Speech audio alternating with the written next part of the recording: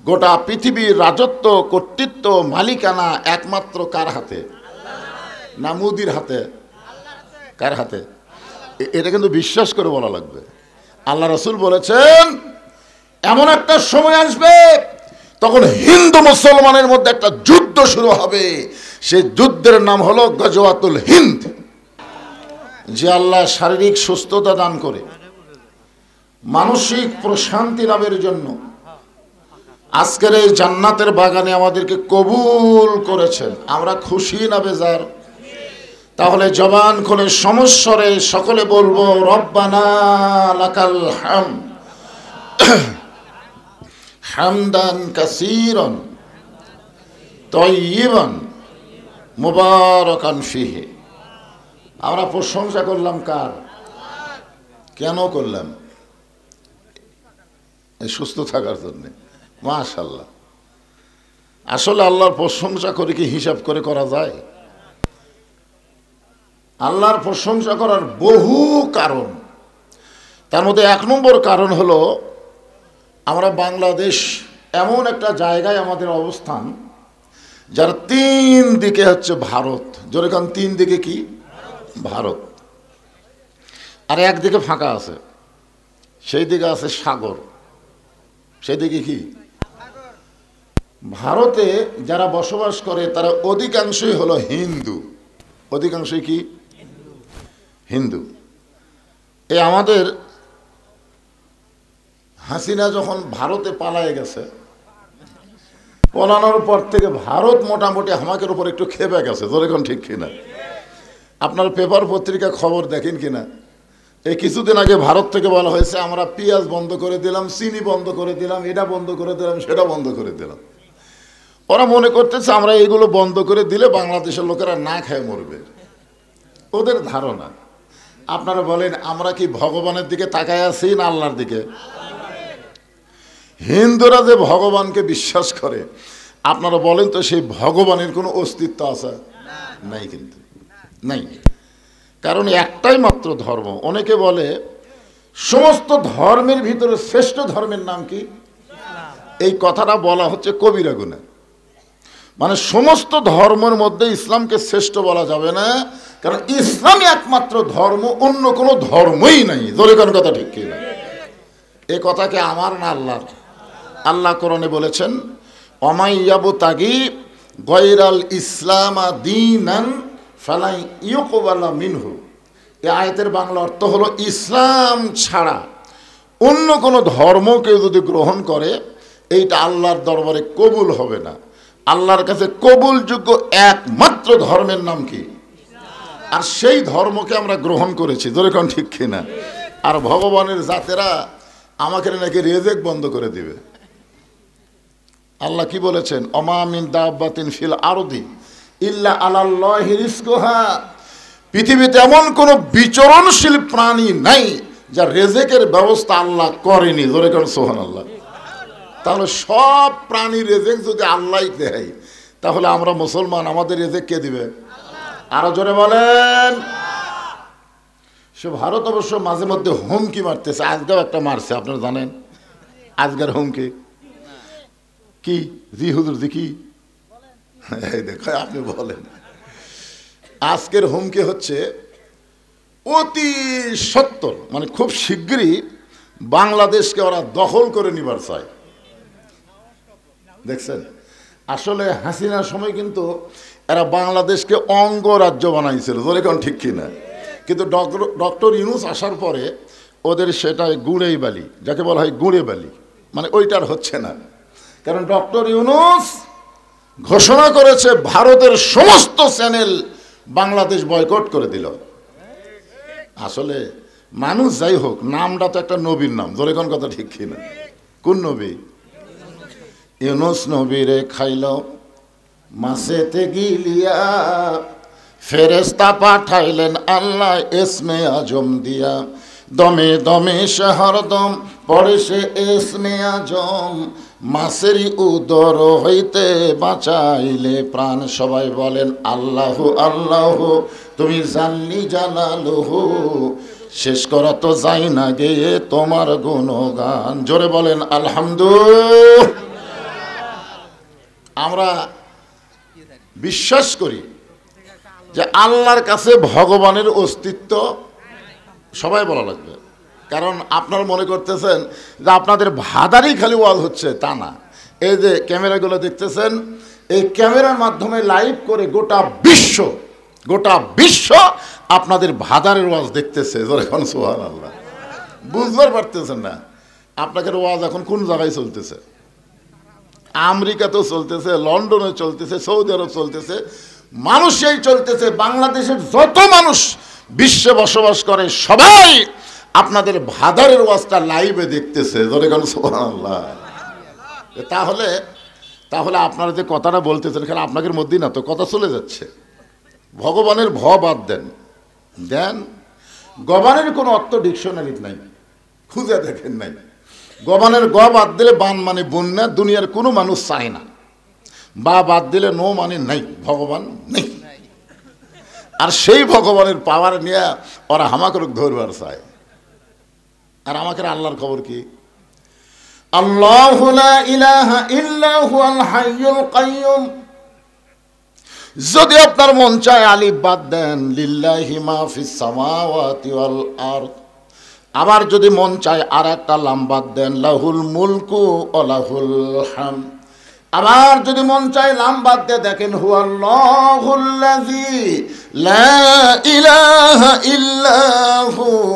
আমরা যাকে আল্লাহ বিশ্বাস করি তার সব কিছু বাদ দিলেও আল্লাহ বাদ পড়ে না। মুসলমানের আল্লাহ সদা বিরাজমান, জোরে কোন ঠিক কিনা? এখন আপনারা বলেন, আমাদের ভারতে জন্ম নেওয়া ভালো না বাংলাদেশে জন্ম নেওয়া ভালো? আমরা কিন্তু খুবই ছোট। আমাদের পারমাণবিক বোমা নাই, আমাকে অ্যাটম বোমা নাই, আমাদের ভারতের মতন অত যুদ্ধে অস্ত্রও নেই, কিন্তু আমাদের কি আছে? আর ঈমানের কথা পরে বলবো, আগে বলবো আমাদের আল্লাহ আছে। ধরে এখন কি আছে? আল্লাহর সাথে কিছু কুলাবে? আল্লাহ কোরআন কারিমে লক্ষ্য করে বলেন, তাবারাকাল্লাযী বিয়াদিহিল মুলকু ওয়া হুয়া আলা কুল্লি শাইইন কাদির।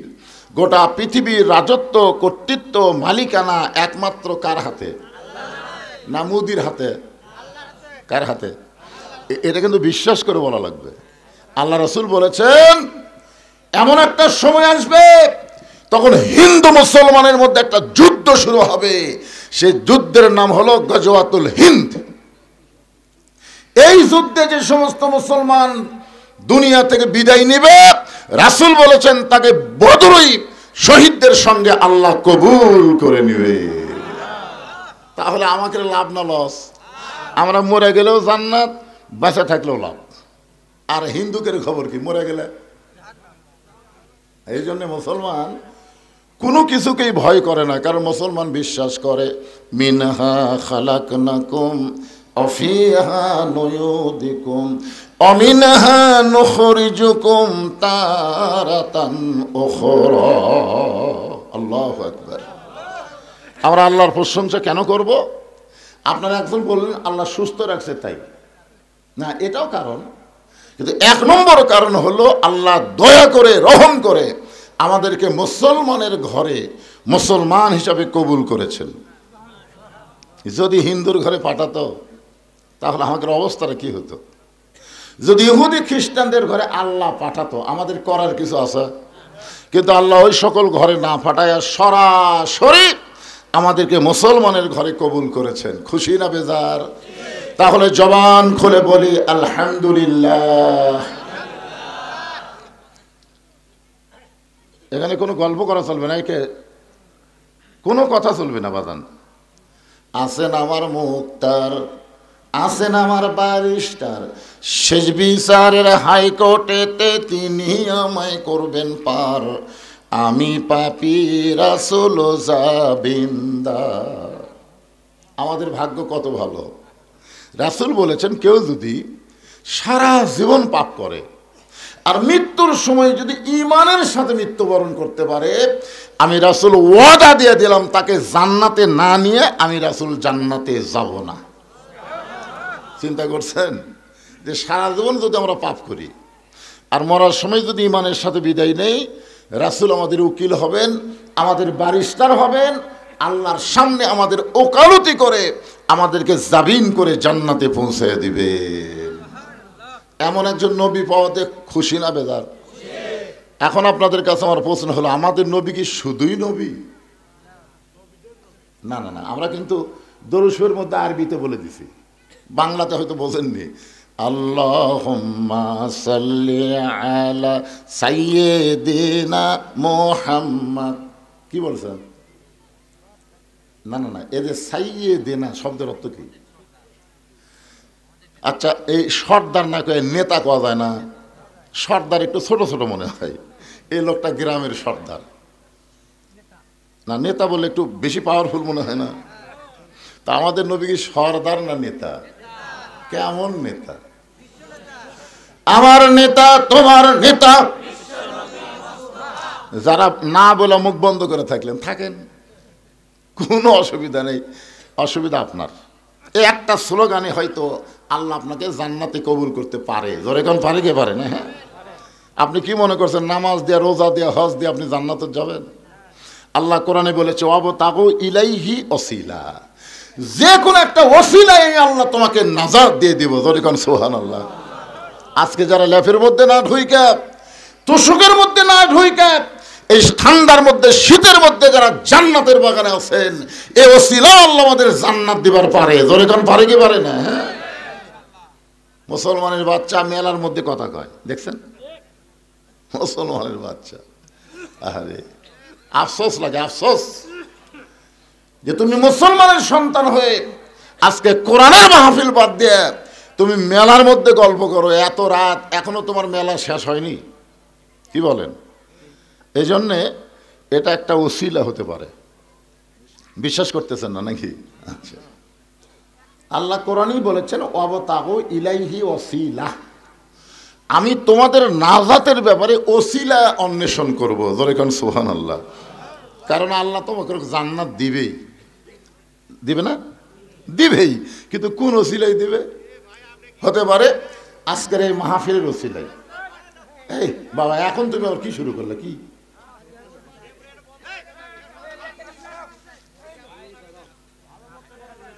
না না, এই দুই দিকে তো আমরা সেট করছে, একেবারে ইয়ার লাগাল হয়ে গেছে। এখন এই সাইডের লোকগুলোকে আমিও দেখতে পাচ্ছি না, ওরাও আমাকে দেখতে পাচ্ছে না, আন্দারা মার দেওয়া লাগতেছে। কি এক বিপদ! না না, ভাঙ্গা ফেলে দিলে হবে না।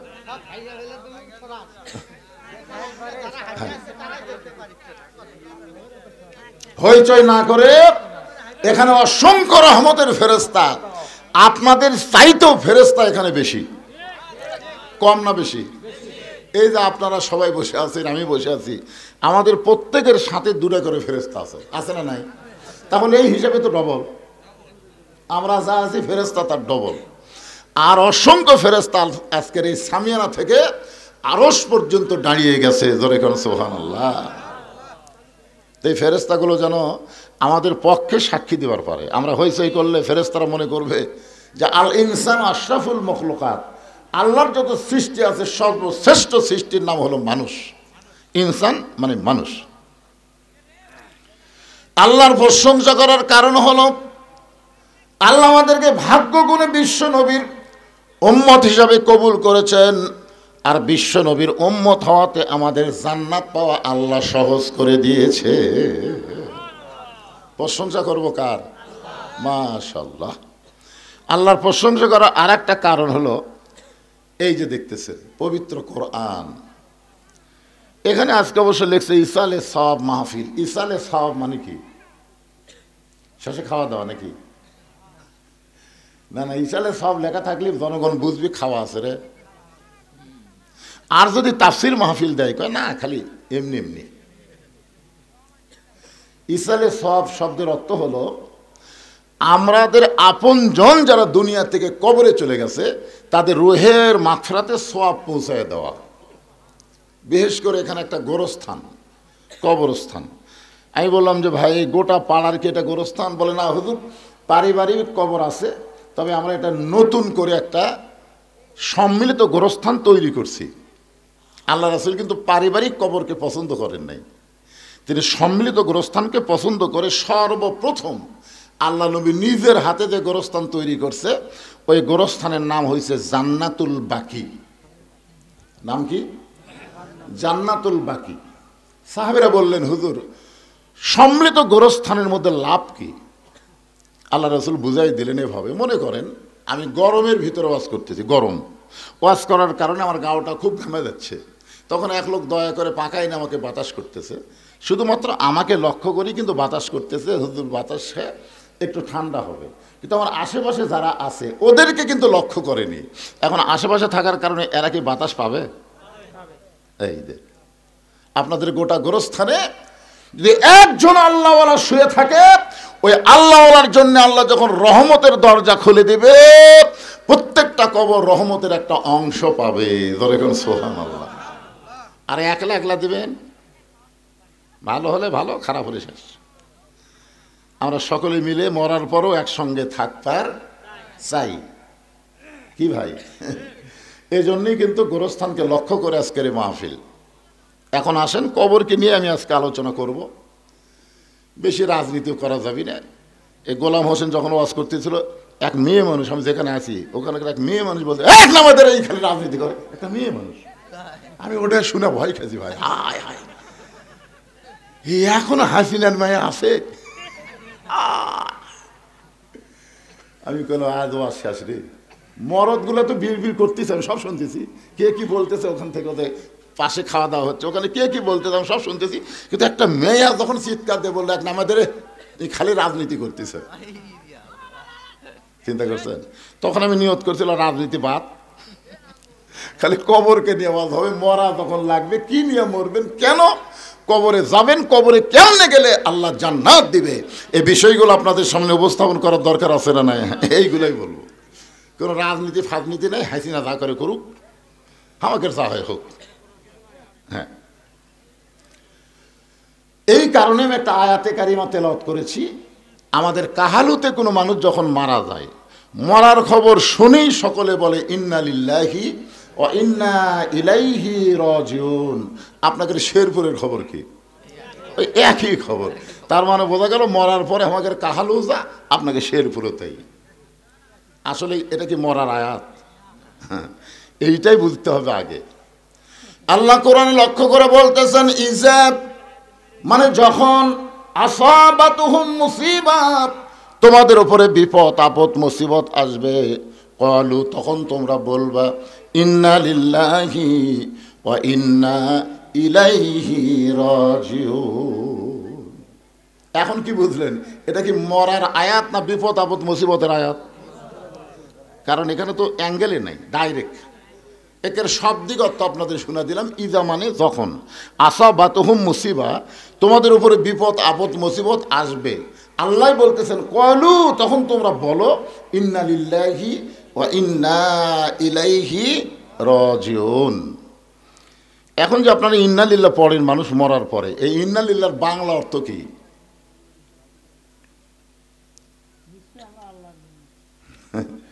কিছুটা কইছে হয়েছে। আচ্ছা ঠিক আছে, আমি একটা গান গাই, দেখেন তো গান দিয়ে বুঝবার পারেন কিনা। এগুলো আসলে গান না, এগুলো হচ্ছে কোরআনেরই সুরে গানের আকারে আপনাদের সামনে উপস্থাপন করা। কোন বনের পাখি তুমি আইলারে কোন বনে, আবার কোন বনেতে যাইতে হবে পড়ছে নাকি মনে।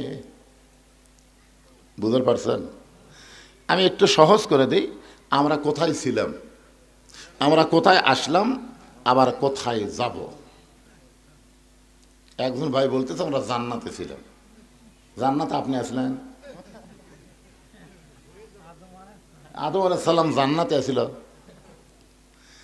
আদম আলাইহিস সালাম জান্নাতে ছিল। জান্নাতেই যদি থাকবে তাহলে কেন বললেন ওই গাছের কাছে যাইও না? জান্নাতের মধ্যে কোনো হুকুম থাকবে না তো। জান্নাতের শর্ত হলো আলা তাস্তাহি আনফুসুকুম, তোমার মন যা চাবে তুমি জান্নাতে তাই করতে পারবে। জোরে খান সুবহানাল্লাহ।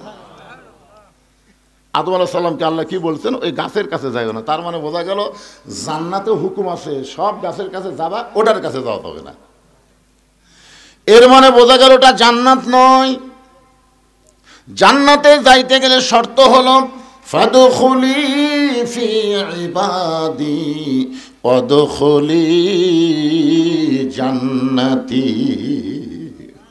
এই আয়াতের বাংলা অর্থ হলো তুমি যখন আল্লাহর ইবাদতকারী বান্দা হয়ে যাবে তুমি তখনই জান্নাতে প্রবেশ করবে। ইবাদত করা ছাড়া জান্নাতে প্রবেশ করা যাবে হ্যাঁ, একে ডাইরেক্ট ফাদখুলি ফি ইবাদি ওয়াদখুলি জান্নাতি। এখন আমরা বলবো আমরা জান্নাতে ছিলাম না, আমরা একটা জগতের মধ্যে ছিলাম, সে জগতের নাম হলো আলমে আরওয়াহ।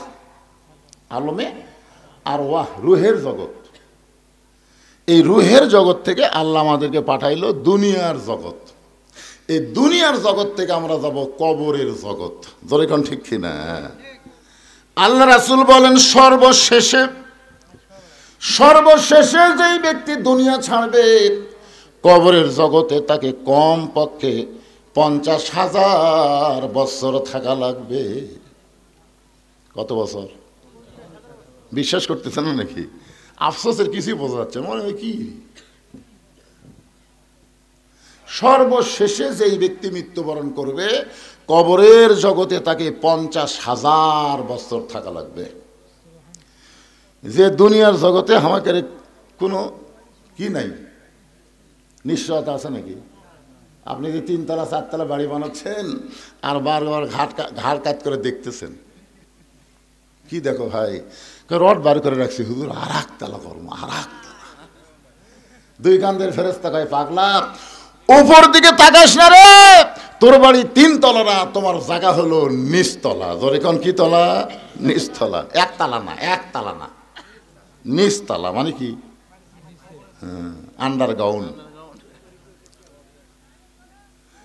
করতে পারো তোমাদের নিচতলা কবরকে আমি আল্লাহ জান্নাতের বাগান বানায়া দেব।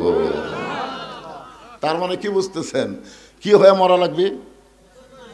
আমরা কার ঘরে জন্ম নিছি? মুসলমানের ঘরে জন্ম নিলাম, অথচ আমাদেরকে আল্লাহ বলতেছেন মুসলমান হয়ে তোমাকে মরা লাগবে। এখানেই তো মারিফতের পেঁয়াজ। কিন্তু মুসলমানের ঘরে জন্ম নিলাম, আবার আল্লাহ কেন বলতেছেন মুসলমান না হয়ে মরিস না রে? তার মানে বোঝা গেল মুসলমানের ঘরে জন্ম নিয়া অনেকে কাফের হয়ে মরে, আবার অনেকে কাফেরের ঘরে জন্ম নিয়া মুসলমান হয়ে মরে। ধরে কোন কথা ঠিক কি না? কথা বলে হ্যাঁ। মুসলমানের ঘরে জন্ম নিয়া কোরআনের কথা বললে কয় রাজনীতি করতেছে। ওই কি মুসলমান?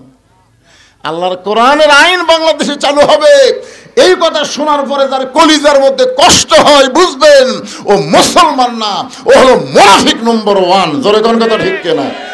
1 নম্বর মুনাফিক। নবীর পিছনে নামাজ পড়ে, নবী হলেন ইমাম, সামনে কাতারের মুসল্লি, পাগড়ি ঠিক আছে, দাড়ি ঠিক আছে, জুব্বা ঠিক আছে, সব 1 নম্বর। কিন্তু কোরআনের একটা আয়াত যখন নাজির হলো তখনই ওই ধরা খেল।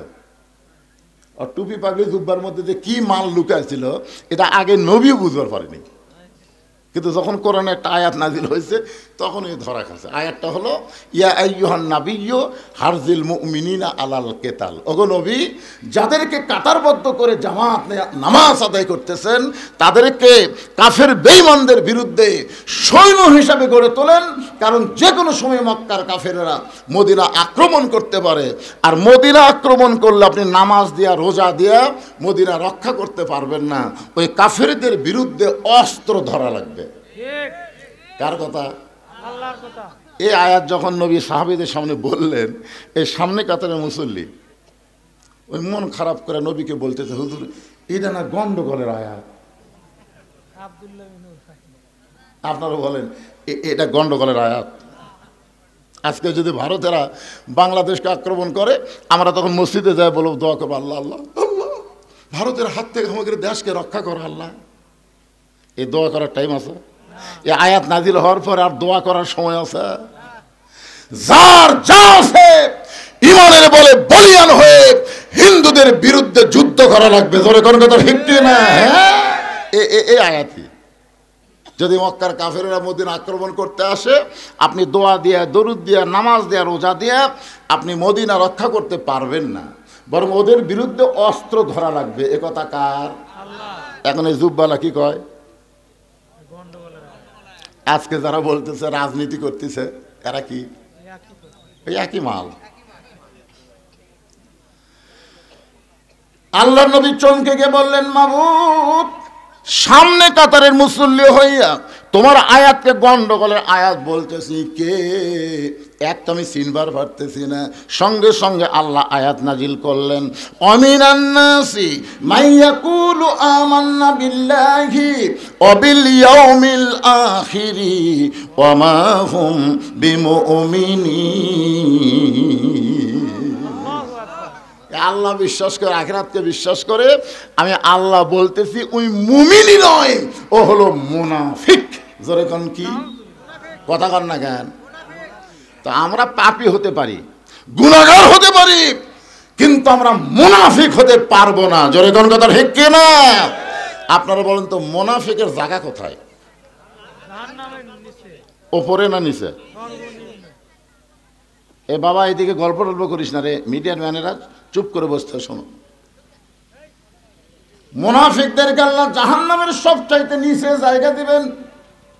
সাহাবীরা জিজ্ঞাসা করলেন, ইয়া রাসূলুল্লাহ জাহান্নামের নিচে মুনাফিকের খাদ্য কি হবে? রাসূল বলেন, ওপরে যে কাফের থাকবে ওই কাফেররা যে পেশাব পায়খানা করবে ওই পেশাব পায়খানা হবে মুনাফিকের খাদ্য। তাহলে কাফেরের পেশাব পায়খানা হলো মুনাফিকের খাদ্য। এখন আপনারা বলেন আমরা কিছু মুনাফিক হবার চাই? তাহলে কি হয়ে মরা লাগবে? মুসলমান হয়ে মরতে গেলে আমাদের করণীয় কি? এই যে একটা গজল আছে, কিন্তু যেদিন ডাক পড়িবে কবর মাঝে যাইতে জোগাড় কিছু করছ বন্ধু তার মাঝে বিছাইতে। আপনার বলেন তো কবে ডাক পড়বে? দেখেন কি বলতে, কিন্তু যেদিন মানে সময় বান্ধা দেয়নি বাজান। যদি আল্লাহ বলতো যা তুই যাচ্ছ যা, তুই 60 বছর বাঁচব, তুই 70 বছর বাঁচব রে, তোকে আমি সময় 70 বছর দিলাম, তাহলে 50 বছর যা ইচ্ছা তাই করে 51 থেকে তৌবা তাসির করিয়া বুঝলেন আমি যা হুসি দিন গুনতেছি। এই সবাই বলে বয়স বাড়ে, আমি বলি কমে রে। একটু মনোযোগ দিয়ে শুনবেন, যে কোনো সময় যদি আমাদের মৃত্যু হয় তাহলে আমাদের এখন থেকে প্রস্তুতি গ্রহণ করা লাগবে। আর মুসলমানের 1 নম্বর প্রস্তুতি হলো নামাজ। নামাজ যদি না থাকে আপনি ঈমান এবং মুসলমানিত্ব রক্ষা করতে পারবেন না। এখন আসেন মনোযোগ দিয়ে শোনেন, ইজা আসাবাতুহুম মুসিবাতুন ক্বালু ইন্না লিল্লাহি ওয়া ইন্না ইলাইহি রাজিউন। বিপদ আপদ মুসিবত যখন আসবে, এখন আপনাদের কাছে আমার প্রশ্ন হলো, এখানে সংক্ষেপে ছোট প্রশ্ন, খুব ছোট, যে বর্তমানে আপনাদের শেরপুর এই এলাকার জন্য সবচাইতে বড় বিপদ কি? যে বিপদের সময় আল্লাহ ইন্নালিল্লাহ পড়ার হুকুম দিল, কলু মানে কি আল্লাহ ফরজ করে দিল। এখন আপনারা বলেন আপনাদের এলাকায় সবচাইতে বড় বিপদের নাম কি?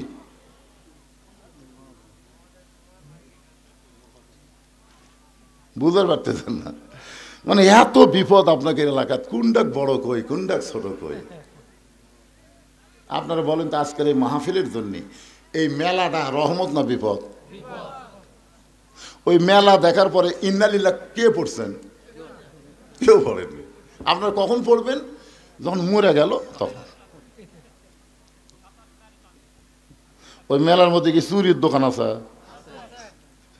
আপনারা বলেন তো কোরআনের মাহফিলের মেলাতে চুরির দোকান, এটা রহমত না বিপদ? আপনার ইন্নালিল্লাহ পড়ছেন? সবচাইতে বড় বিপদ হলো প্রত্যেকটা যুবকের হাতে একটা করে টাচ মোবাইল। ধরে কোন কথা ঠিক কিনা? তা আপনার ছেলে যে টাচ মোবাইলে ঘুরতেছে, আপনি ইন্নালিল্লাহ পড়ছেন?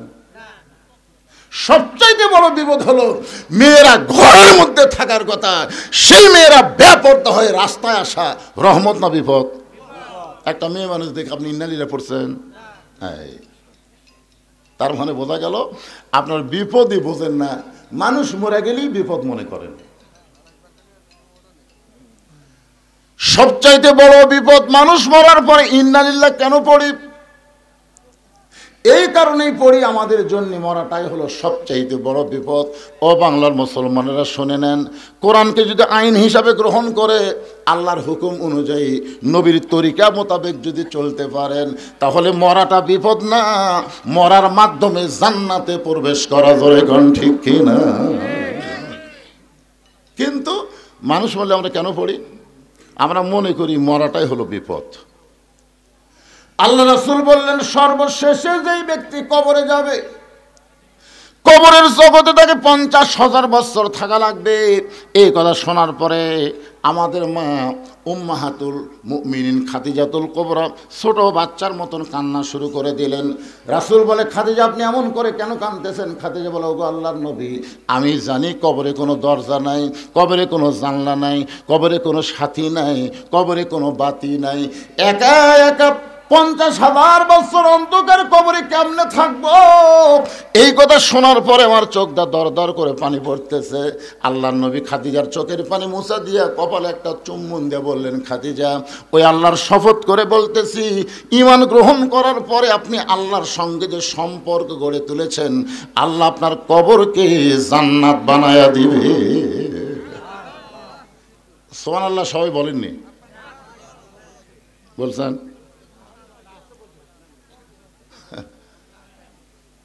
এবার এই তিনজন কি গল্প করে রে?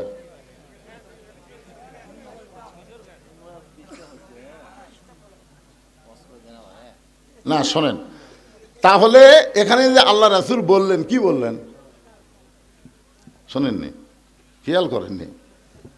এদের তরিকতের লাইনে একটা কথা আছে, খিয়ালেতে রাখো মন, খিয়ালো অমূল্য ধন, খিয়ালো হারাইয়া গেলে সব হবে তার কারণ।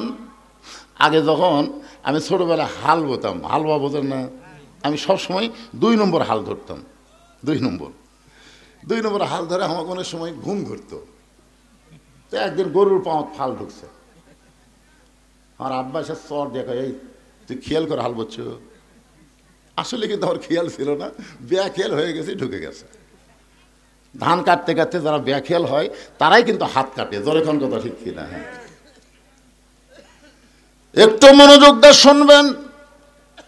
আল্লাহ রাসূল বললেন, খাদিজা, ঈমান গ্রহণ করার পরে আল্লাহর সঙ্গে আপনি যে সম্পর্ক গড়ে তুলেছেন, আল্লাহ আপনার কবরকে জান্নাত বানায়া দিবে। এখানে আমি আপনাদের কি বুঝাবার চাইলাম, আল্লাহর সঙ্গে সম্পর্ক করতে গেলে ঈমানের পরে করা লাগবে, ঈমানের আগে কোনো সম্পর্ক করা যাবে না। ঈমানের আগে সম্পর্ক করেছিল নবীর চাচা আবু তালেব, আল্লাহ তাকে জান্নাত দিবে না। দাতা হাতিম তাই আল্লাহর সঙ্গে সম্পর্ক করতে চেয়েছিল, দান করে আল্লাহ তাকে জান্নাত দেবে না। বাদশা নওশেরন ঈমান গ্রহণ করার আগে ন্যায়পরায়ণ বাদশা হয়েছিল, কিন্তু আল্লাহ তাকে জান্নাত দেবে না। আল্লাহর যত কাজ তুমি করবার চাও, আগে ঈমান গ্রহণ করার পরে তারপরে করা লাগবে। জোরে কোন ঠিক কি না? আপনি নামাজ পড়বার গেলে আগে কি লাগবে? জোরে কোন? ঈমান। ঈমান ছাড়া নামাজ পড়লে হবে? আসরের নামাজ পড়ার পরে জমিত গেছে, দেখো ওপর জমিত পানি চলমল করতেছে, নিচে ওর জমিত পানি নেই। কে রে, এত পানি উপরে, আমারটার পানি নেই। ওই চারিদিকে তাকাছিল, চারিদিকে তাকা, কেউ নাই। আস্তে করে বসে জমির আল কাটা দিয়ে ওই পানি দিয়ে হাত ধোছে, ধুয়ে আবার দাঁড়ায় চারিদিকে তাকায় বলতেছে আলহামদুলিল্লাহ, কেউ দেখেনি। এখন আপনারা বলেন, লোকটার কিন্তু আসরের নামাজ আছে, কিন্তু কি নাই?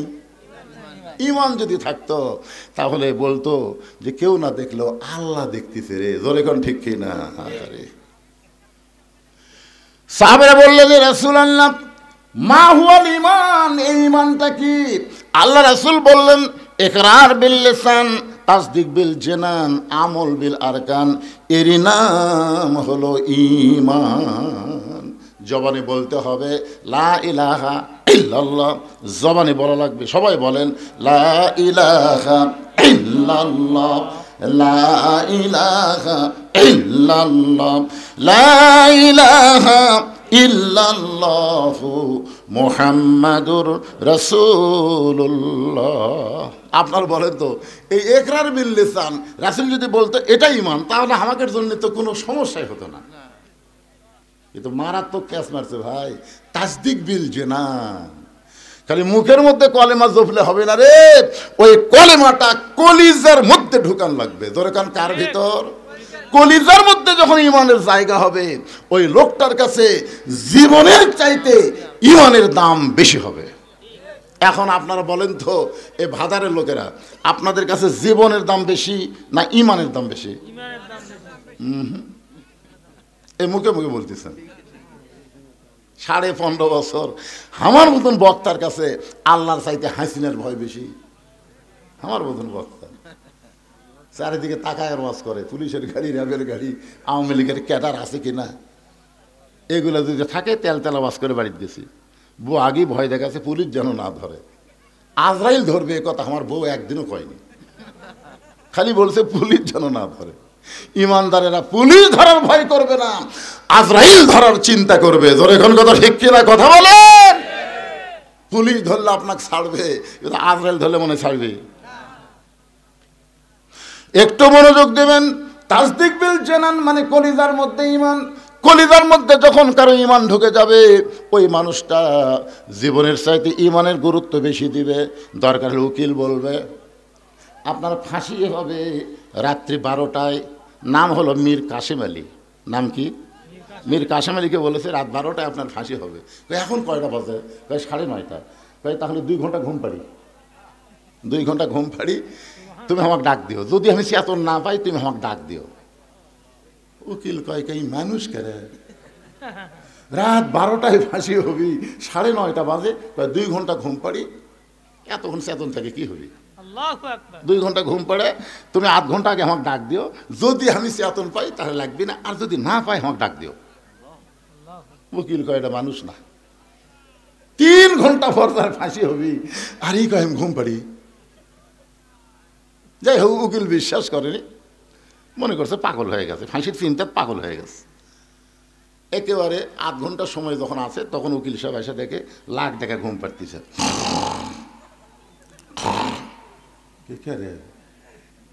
আর 8 ঘন্টা ফাঁসির সময় এখনো ঘুম পাড়ে, ডাক দিতে। লাভ ধরে বলতে ভাই ফাঁসির টাইম হচ্ছে?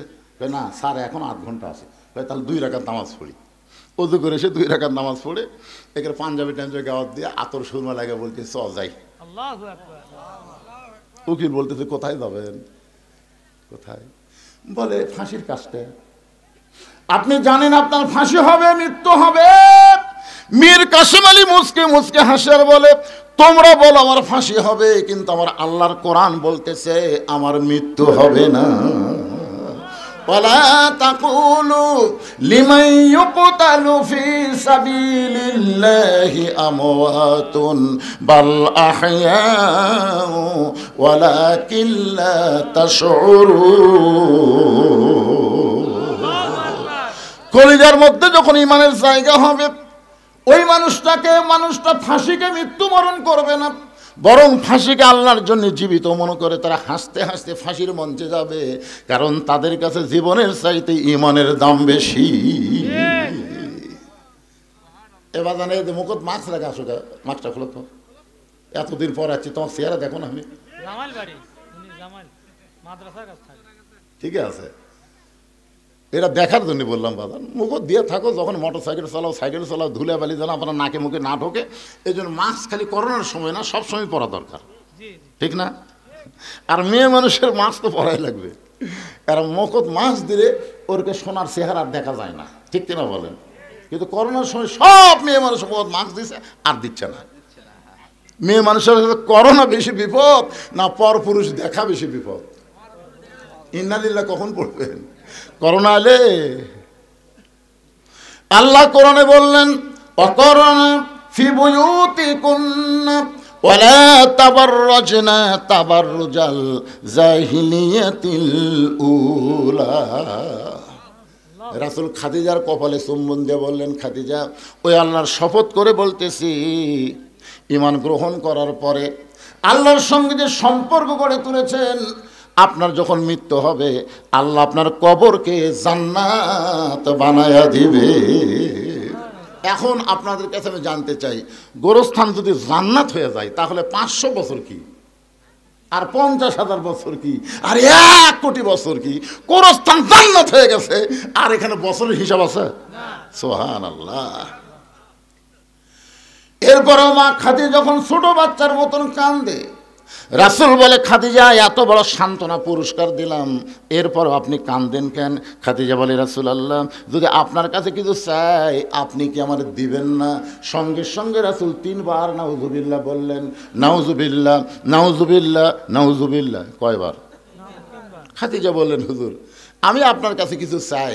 এই কথা শোনার পরে আপনি 3 বার নাউজুবিল্লাহ বলার কারণ? রাসূল বলেন, খাদিজা ঈমান গ্রহণ করার পরে আল্লাহ ছাড়া অন্য কারো কাছে আর চাওয়া জায়েজ। এখন আপনারা আল্লাহ ছাড়া অন্য কারো কাছে চান?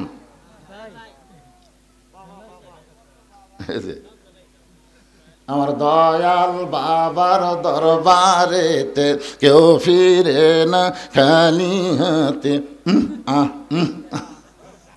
একটা বক্তা আছে দেখবেন খালি বাবার ওয়াজ করে।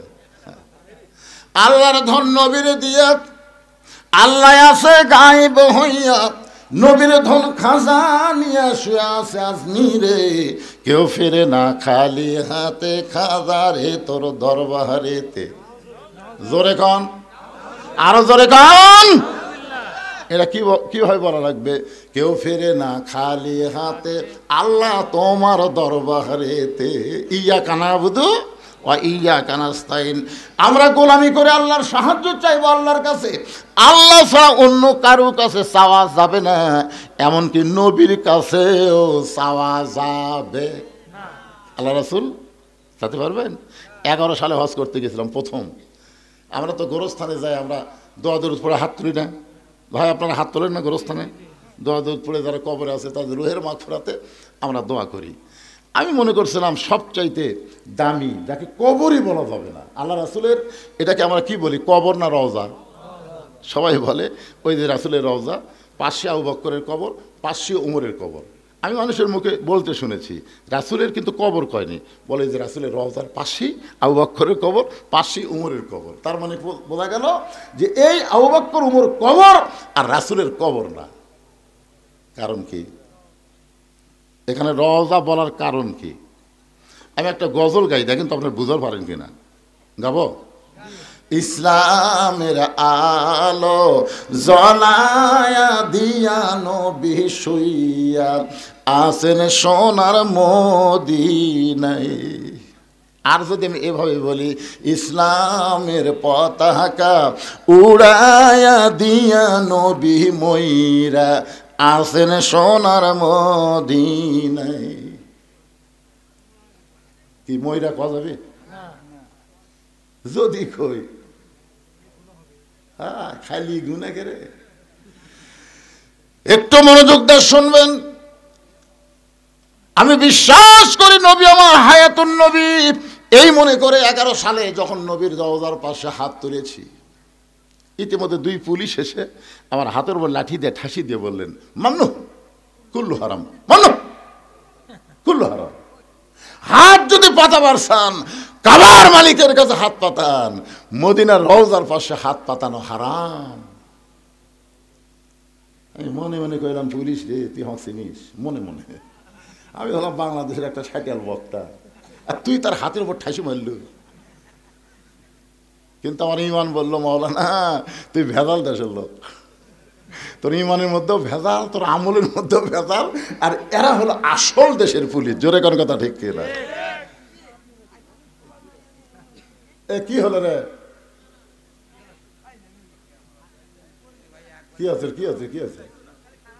আচ্ছা খাড়া হয় না তো, কি জন্য খাড়া হয়? এরা যদি একবার খেপা যায়, এ লাঠি লিয়ে যেতে। আমি তো এরকম থামে থেকে কাম করতেছি, আর ওটো না।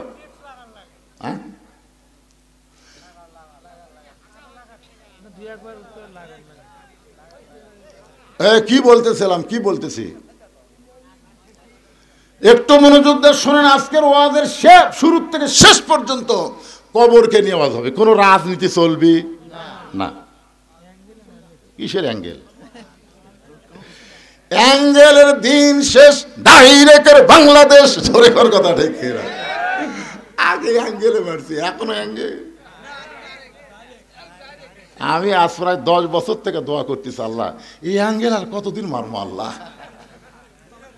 কুল জাল হক ওয়া যাহাকাল বাতিল ইন্নাল বাতিলা কানা যাহুকা।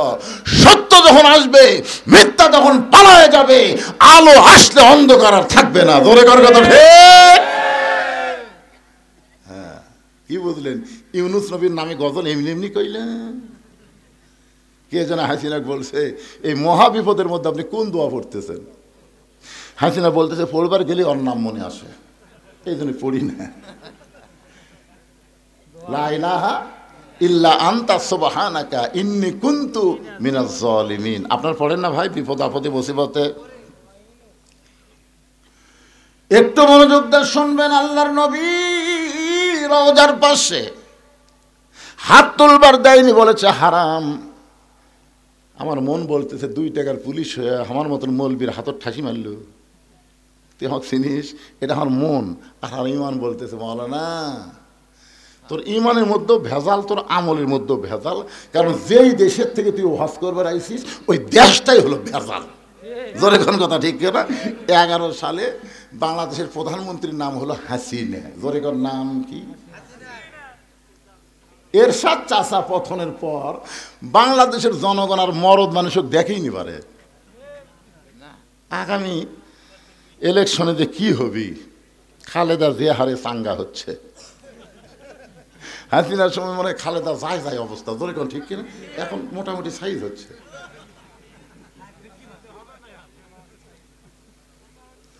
আপনারা একটা সিদ্ধান্ত নেন, মা তারাক্তু বাদি আলা উম্মতি ফিতনাতুন আদার রাজুল মিনান নিসাই রাওয়াহুল বুখারী কিতাবুল ফিতান।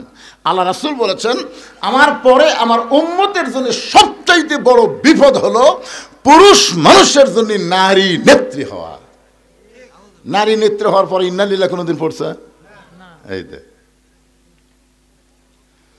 আগামী তার কোন নারীকে বাংলাদেশের নেত্রী আমরা দেখতে চাই না। পুরুষ মানুষ হবে বাংলাদেশের নেতা। ধরে ধরে ধরে হেকেরা সবাই বলে আল্লাহুম্মা আমিন। একটু মনোযোগ দিয়ে শোনেন। ভেজাল দেশের মানুষ, আমি আলেম হলেও ভেজাল, যেটার প্রমাণ পাইছি। জয় দোকানদারকে বললাম ভাই আসল জয়তুনের তেল দেন, যেই কইছি দোকানদার কর্মচারীকে বলতেছে হারাম হারাম কুল্লু হারাম। ও আমার ধাক্কা দিয়ে বের করে দিল। এক সৌদি আমাদের বাংলাদেশে চাকরি করে সৌদিতে, তাকে বললাম কে রে ভাই খালি আসল চাইছি, তাতে আমাকে ঘর থেকে বের করে দিল কেন? বলে হুজুর এখানে নকলই নাই। তো যেখানে নকল নাই সেখানে আসল চাওয়া মাত্রই ওরা বুঝবার পারছে আপনি ভেজাল দেশের লোক। কারণ কি জানেন? ওই দেশে আল্লাহর আইন চলে আর বাংলাদেশে মানুষের আইন চলে। আল্লাহ হচ্ছেন আসল আর মানুষ হচ্ছে ভেজাল। জোরে করে কথা ঠিক কিনা? এই জন্য আগামীতে আমরা ভেজাল আইনে চলবো না, আল্লাহর কোরআনের আইনে আমরা চলতে চাই। কারা কারা চলতে চান 2 হাত তুলে আমার আল্লাহকে দেখান। লিল্লাহে তাকবীর। হাত নামান। আল কোরআনের আলো সংসদে কে করলো? হাসিনা নাই তো? না না 16 দিন থেকে আছি। আরে আপনারা কি মনে করতেছেন অন্যায় ভাবে যাদেরকে ধরে লেগেছে, আমাকেও গেছে 9 বার, যাদেরকে অন্যায় ভাবে ধরে নিয়ে জেলের মধ্যে রাখছে তাদের বিচার হবে না? তারা কিন্তু বাংলাদেশের ভুয়া কোর্ট কাছারিতে বিচার দেয়নি, আসল জায়গার বিচার দিচ্ছে। ধরে কোন জায়গায়? আসল জায়গায় বিচার কেমন একটা দৃষ্টান্ত শোনেন। গভীর রাত্রে হযরত ওমর মদিনার অলিগলি ঘুরতে গিয়ে হঠাৎ হযরত ওমর দেখতে পায় মদিনার মরুভূমির মধ্যে একটা তাঁবু টাঙ্গানো। ওমর ফারুক তাঁবুর নিকটে গিয়ে দেখে 2টা বাচ্চা মা মা বলে কাঁদতেছে। আর মা বলতেছে গোস্ত সিদ্ধ হলেই তোমাদের খাবার দেব, একটু ধৈর্য ধরো, গোস্ত সিদ্ধ হলেই তোমাদের খাবার দেব। ওমর ফারুক চিন্তায় পড়ে গেলেন, দুম্বার গোস্ত হলে 8 ঘন্টা লাগবে, উটের গোস্ত হলে বড় জোর 1 ঘন্টা লাগবে, এত গভীর রাত হয়ে গেছে এখন পর্যন্ত গোস্ত সিদ্ধ হয় না, এটা কেমন মা, এটা কেমন মা? লোকমা দিয়ে বললেন, মা তোমার কলিজায় কি তোমার সন্তানের দয়া নাই? 2টা সন্তান ক্ষুধার জ্বালায় কান্দে, আর এখন পর্যন্ত তোমার গোস্ত সিদ্ধ হয় না। এত রাত ধরে গোস্ত সিদ্ধ না হওয়ার কারণ কি? মেয়েটা বলে, পথিক আমার বাড়ি হলো ইয়ামিন দেশে, আমি শুনতে পাইলাম মদিনার খলিফা হযরত ওমর অত্যন্ত ভালো মানুষ, এই ভালো মানুষ ওমরের কাছে আমার 2টা এতিম বাচ্চাকে নিয়ে আইছিলাম। গতকাল বিকালবেলা এত মানুষের ভিড়, আমি ভিড় ঠেলে ওমরের কাছে যাবার পারি নাই, আজকে রাতটা কোনো মতে কাটায় দিয়া আগামীকাল সকালবেলা ওমরের দরবারে যাব। কিন্তু আমার 2টা এতিম বাচ্চা ক্ষুধার জ্বালায় বারবার যখন কাঁদতেছে, আমি মা হয়ে তাদেরকে সান্ত্বনা দেওয়ার জন্য পাতিলে পানি আর পাথর দিয়ে নিচে আগুন জ্বালায় বলতেছে, বাবা গোস্ত সিদ্ধ হলেই তোমাদের খাবার দেব। ও পথিক আমার পাথর সিদ্ধ হবে না, আমার সন্তান 2টাকেও খাবার দেবার পারবো না, কিন্তু আমি মা হয়ে বুঝবার পারছি আমার সন্তান সকাল পর্যন্ত আর বাঁচবে না, এত খিদা নিয়ে 2টা সন্তান হয়তো রাতের বেলায় আমার মৃত্যু হয়ে যাবে। সঙ্গে সঙ্গে ওমর ফারুক বলে, মা একটু ধৈর্য ধরো মা, আসল জায়গায় যেন বিচার দিও না। লিল্লাহে তাকবীর। ওমর ফারুক বললেন, মা একটু ধৈর্য ধরো মা, আসল জায়গায় যেন বিচার দিও না। এই কথা বলে এক দৌড়ে এসে বাইতুল মালের দরজায় বললেন, আসলাম 1 বস্তা খাবার খাদ্য আমার মাথায় উঠে দে। আসলাম বলে, আমিরাল মুমিনিন কোথায় বস্তা নিয়ে যাওয়া লাগবে হুকুম দেন, আমি মাথায় করে নিয়ে যাব। ওমর কান্দার বসলাম, রে একজনের পাপের বোঝা আর একজন মাথায় নিবার পারে না, দে আমার মাথায় উঠায় দে। অউলিল আমরি মিনকুমকে বিশ্বাস করে চাকর আসলাম ওমর ফারুকের মাথায় যখন খাবার বস্তা উঠায় দেয়, ওমর ফারুক এত জোরে দৌড়ানো শুরু করেছে। আসলাম বলে, আমিরাল মুমিনিন একটা বস্তা মাথায় নিয়ে যদি আপনি এভাবে দৌড়ান তাহলে আপনি পড়ে গিয়ে আপনার কষ্ট হবে। ওমর কান্দে বলে, আসলাম রে আসল জায়গায় বিচার দেওয়ার আগে আমি ওমর যদি বুঝবার না পারি, এই ওমরকে আল্লাহ জাহান্নামের আগুনে পুড়ায় মারবে। এক দৌড়ে মেয়েটা তাবুর কাছে গিয়ে বললেন, মা রুটি হালুয়া তৈরি করো। রুটি হালুয়া তৈরি করে যখন মা ওমর ফারুকের হাতে দেয়, ওমর ফারুক 2টা বাচ্চাকে উরাতের উপরে নিয়ে রুটি হালুয়া ছিঁড়ে ছিঁড়ে যখন মুখে দেয়, ওমরের চোখটা দর দর করে পানি পড়তেছে। 2টা বাচ্চা বলে, কে গো আপনি? আমরা এতিম, আমাদের বাবা নাই, কিন্তু আজকে বাবার দরদ দিয়ে আপনি আমাদের আদর করতেছেন। সঙ্গে সঙ্গে ওমর ফারুক বলে, আল্লাহ এই অধমকে জাহান্নামের আগুন থেকে তুমি বাঁচায় দাও। মেয়েটা বলে, পথিক রে আমি ভালো মানুষের গল্প শুনেছি, কিন্তু মানুষ এত ভালো হয় আজকে নিজের চোখে দেখলাম। তুমি জাহান্নামের আগুন থেকে মুক্ত কেন চাও? আল্লাহ ওমরকে মদিনার খলিফা না বানায়া তোমাকে যদি খলিফা বানায়া দিত, এই মদিনা আল্লাহর জান্নাত হয়ে যেত। ওমর কিন্তু 2বার একটা কথা বলেছে, মা আসল জায়গায় বিচার দিও না। আসল জায়গা মানে কি?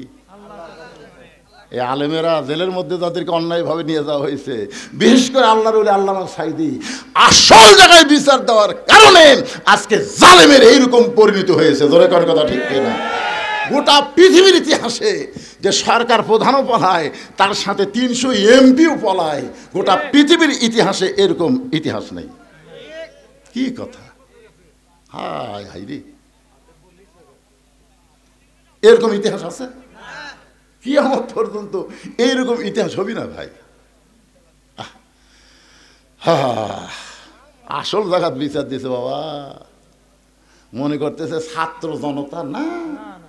ইজা জা নাসরুল্লাহি ওয়াল ফাত, সূরা নসর বলেন, কোন বিজয় মানুষের হাতে না, বিজয় হচ্ছে আমার আল্লাহর হাতে। ধরে কোন কথা ঠিক কি? আরে একটু মনোযোগ দিয়ে শুনবেন। কোরআন আইন যদি আমরা চালু করতে চাই, তাহলে আমাদের সবাইকে বলতে হবে আল কোরআনের আলো। সবাই বলেন না কেন? একটা বার বলেন তো ভাই, আপনি এটা বলে যদি মরেও যান আপনি জান্নাতে যাবেন। কারণ রাসূল বলেছেন মান সাআলাল্লাহু তাআলা আশ-শাহাদাতা বিসিদকিন বাল্লাগাহুল্লাহু মানাজিল আশ-শুহাদা ওয়া মাতা আলা ফিরাশিহি রাওয়াহুল বুখারী। আল্লাহ রাসূল কি বলেছেন হাদিসটা শুনবেন? আল্লাহ রাসূল বলেছেন কেউ যদি চায় যে আল্লাহ রাস্তায় যুদ্ধ করতে করতে আমি শহীদ হব, এইরকম যদি আশা করে ইসলামে আন্দোলন করে কোরআনের দল করে, ওই মাতা আলা ফিরাশিহি, সে যদি নিজের বিছনায় মৃত্যুবরণ করে, বাল্লাগাহুল্লাহু মানাজিলা শুহাদা, এই যে সুন্দর নিয়ত করার কারণে আল্লাহ হাসরের ময়দানে তাকে শহীদদের কাতারে দাঁড় করাইয়া দিবে। তা আপনি যদি সংসদে আল্লাহর কোরআন চান, এটা যদি আপনি দেখতে নাও পারেন, এর আগে যদি আপনার মৃত্যু হয়, এরপরেও আল্লাহ আপনাকে জান্নাতকে ঠিকানা বানাই দিবে। কারণ আপনি এই যে একটা স্লোগান দিচ্ছেন, এটা হক স্লোগান।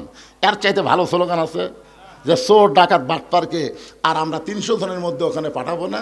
এই মমতাজের মতন খারাপ গায়িকা গেছে, নায়িকা গেছে, লুচ্চা গেছে, বাটপার গেছে, চোর গেছে, সব চুরি করে বাংলাদেশের টাকা বিদেশে পাচার করছে। একটা সন্তান জন্ম নেওয়ার সাথে সাথে 1 লাখ টাকা ঋণ নিয়ে জন্ম নিচ্ছে। হ্যাঁ, এই জন্য সবাই একটা স্লোগান দিয়ে আবার কবরে আসতেছি, কবরে যদি ফুলগুলো হয় অভিমানে ঝরে যায়, আমি মালা গেথে বলো কারে পরাবো, সে যে কেন এলো না, কিছু ভালো লাগে না, কবরে আসুক তারে। তো ওয়াজ হবে কবরের, অসুবিধা আছে, কিন্তু স্লোগান হবে সংসদের। আল কোরআনের আলো সংসদে জালো, কোরআন হাদিস যেখানে আমরা আছি সেখানে, দুনিয়ার মুসলমান এক হও লিল্লাহি তাকবীর, আল্লাহু আকবার। আলহামদুলিল্লাহ, কোরআনের আলোচনা করব। আওয়ামী লীগ, বিএনপি আর জামাত আছে, আমরা সব মুসলমান কোরআনের দল। ধরে কোন ঠিক কিনা? একটু মনোযোগ দিয়ে শোনেন। খাদিজা বলতেছে রাসূলুল্লাহ, আমি আপনার কাছে চাই। এই কথা শুনে আপনি 3 বার নাউজুবিল্লাহ বললেন, কিন্তু আমি আপনার কাছে যা চাবো তা যদি আল্লাহর না থাকে, তাহলে আল্লাহ কেমনে দিবে? নবী চুম করছে, কে খাদিজা আমার কাছে কি চাবে যেটা আল্লাহর নাই? আমরা সবাই জানি সবকিছুর মালিক কে? আল্লাহ। তাহলে আল্লাহর নাই। রাসূল বলতে যে খাদিজা, আপনি একজন 1 নম্বর ইমানদার। সর্বপ্রথম নবীর হাতে যিনি কলেমা পড়ে মুসলমান হয়েছে তার নাম কি? মারাত্মক কথা। হ্যাঁ, আরে মহিলা না, সর্বপ্রথম খাদিজা, তারপরে আবু বকর, তারপরে আলী। এটা ইতিহাসবিদ লিখছে। পুরুষের মধ্যে আবু বকর, মহিলাদের মধ্যে খাদিজা, আর বাচ্চাদের মধ্যে আলী, কিন্তু প্রথম খাদিজা, তারপর আবু বকর, তারপর আলী। আমার কথা কি বুঝলেন? এটা আপনার লেখবার গেলে কি, সর্বোত্তম খাদিজা, মহিলাদের মধ্যে সর্বোত্তম পুরুষ আবু বকর, সর্বোত্তম বাচ্চা আলী। কারণ খাদিজা যখন ঈমান গ্রহণ করছে তখন খাদিজার বয়স ছিল 55 বছর। কয় বছর? আর আবু বকর রাদিয়াল্লাহু যখন ঈমান গ্রহণ করছে তখন তার বয়স ছিল 37 বছর। আর হযরত আলী যখন ঈমান গ্রহণ করছে তখন তার বয়স ছিল 7 বছর 9 মাস। এখন আপনাদের কাছে যেটা বুঝতে পারতেছি সেটা হলো, আপনারা বলেন তো, বাংলাদেশে কোনো পীরের বউ ওই পীরের মুরিদ আছে? কেন নাই? কারণ বউ জানে আমার পীর সাহেব মাঝে মধ্যেই মুরিদের বইয়ের দিকে চোখ মারে, 1 নম্বর লুচ্ছে। বাংলাদেশে কোনো ডাক্তারের বইয়ের সিদার লাগে না, বাংলাদেশের কোনো মৌলবীর বাড়িতে মিলাতে হয় না। ধরে কোন কথা ঠিক না? এই 3টা জিনিস আপনারা খেয়াল করবেন। হ্যাঁ, কিন্তু সর্বপ্রথম নবীর বিবি নবীকে বলে নবী বলে স্বীকার করেছে। এখান থেকে বোঝা গেল পীর ধরা চলবি না, মৌলবি ধরা চলবি না, হুজুর ধরা চলবি না, ধরা লাগবে একমাত্র আমাদের নবীকে। ধরে কোন কথা ঠিক কিনা? উপায় নাই রে, উপায় নাই রে, উপায় নাই, নবী বিনে আল্লাহ পাওয়ার উপায় নাই। সবাই বলেন উপায় নাই রে, উপায় নাই রে, উপায় নাই, নবী বিনে আল্লাহ পাওয়ার উপায় নাই। দেখেন কোরআনে আয়াতটা দেখেন, আতিউল্লাহ ও আতুর রসুল ও আতিও কিন্তু নাই, ও আতিও নাই কিন্তু উলিল আমরি মিনকুম। আপনারা বলেন তো এই দুই জায়গাতে আতিও থাকলো, আতিউল্লাহ ও আতিউর রসুল, কিন্তু শেষকারে এখানে ও আতিউ আল্লাহ বাদ দিল কেন? এখানে আল্লাহ কেন বললেন উলিল আমরি মিনকুম? নিঃসন্দেহ আল্লাহর হুকুম মানতে গেলে নিঃসন্দেহ নবীকেই শুধু গ্রহণ করা যাবে, নবী ছাড়া অন্য কাউকে নিঃসন্দেহে গ্রহণ করার উপায়। এই জন্য আল্লাহ বললেন উলিল আমরি মিনকুম। আমরা উলিল আমরকে মানবো কতক্ষণ? উলিল আমর নবীর তরিকার মধ্যে থাকবে যতক্ষণ। জোরে কোন কথা ঠিক কিনা? নবীর তরিকা বাদ দেয়, নিজে একটা তরিকা বানালো কাদরিয়া, নিজে একটা তরিকা বানালো চিশতিয়া, নিজে একটা তরিকা বানালো মুজাদ্দিদিয়া, নিজে একটা তরিকা বানালো নকশবন্দিয়া। তার মানে বোঝা গেল নবীর তরিকা বাদ দেয় নিজে কেউ যদি তরিকা বানায় ওই তরিকা মানা যাবে না। কেবলমাত্র আল্লাহর হুকুম নবীর তরিকা মোতাবেক আমাদের চলা লাগবে। ধরে কোন ঠিক কি না? আমার কথাকে বুঝবার পারছেন? আমরা ইমাম মানবো, ইমাম আপনি মানবেন না? একতে যেহেতু বেহাদাল ইমাম কসেন মানবেন না? কতক্ষণ? খালি নামাজ নয়, ইমাম যদি নামাজের 4 রাকাতের মধ্যে 3 রাকাত বসে মানবেন? মানবেন? টাইটেল বাস দাওরা ফাঁস এতদিন 4 রাকাত পড়াছে, আজকে 3 রাকাত বসিছে, আমরা বসে থাকি রে। তার মানে বোঝা গেল ইমাম মানব ততক্ষণ নবীর তরিকার উপর আছে যতক্ষণ। ধরে কোন কথা ঠিক কিনা? নেতা মানব ততক্ষণ নবীর তরিকা মোতাবেক নেতা আছে যতক্ষণ। পীর মারব ততক্ষণ নবীর তরিকা মোতাবেক পীর সাহেব আছে যতক্ষণ। ধরে কোন কথা ঠিক কিনা? আমার কথা কি বুঝতে পারলেন? হ্যাঁ, চিন্তা করছেন? ওমর ফারুক কেবল খুতবা দিচ্ছে, বাংলাদেশের মতন 96টা দেশের খলিফা, ইয়ার কি না? বাংলাদেশের মতো কয়টা? 96টা দেশের খলিফা খুতবা দিচ্ছেন। খুতবা মানে ওয়াজ করতেছেন। মাঝখান থেকে এক সাহাবী দাঁড়িয়ে বলতেছে, আমির আল মুমিনিন আপনার খুতবা আমরা শুনবো না। ওমর ফারুক বললেন, আমার অপরাধ কি? বলে আপনার অপরাধ হলো আমাদেরকে খাটো পাঞ্জাবি দিয়ে আপনি লম্বা জুব্বা গাউত দিয়ে খুতবা দিচ্ছেন। আমাদেরকে খাটো দিবেন আর আপনি লম্বা জুব্বা পরবেন। যতক্ষণ পর্যন্ত লম্বা জুব্বা কোথায় পেলেন এটা না বলা পর্যন্ত আপনার খুতবা শুনবো না। ওর চোখ দিয়ে পানি পড়তেছে আর মুখটা খালি মুচকি মুচকি হাসতেছে।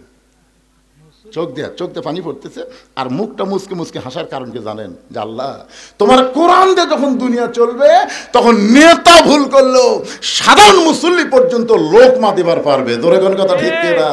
আপনারা বলেন তো 15.5 বছর কোনো লোকমা দিবার পারছেন? হ্যাঁ, আমি খালি শেরপুর গুয়াহাটি এ আপনাকে এমপি যেটা ছিল শালা চোর পুলিশ, চোরোজা পুলিশ হতে। আমার ওয়াজ শোনেন না আপনারা? চোরোজা পুলিশ হতে, চোর চুরি করার পুলিশ। এই শালা এসপি যতদিন আসলো, আমি হঠাৎ গুয়াহাটির মধ্যে বলেছি যে প্রধান বক্তার মুখত দাড়ি লাগে আর প্রধান অতিথির মুখত দাড়ি থাকলে ভালো হয় না। এই কথা কেমন খারাপ কইছে? শালা এমন গরম হলো, এটা কিন্তু লোক মানা। আমি একটা ভালো কথা কইছি আর গরম হয়ে কয় ধনুর শেরপুর হারাম, আমার জন্য বলে হারাম। কে রে শালা, আজ তুই কুটি আর আমি কুটি রে।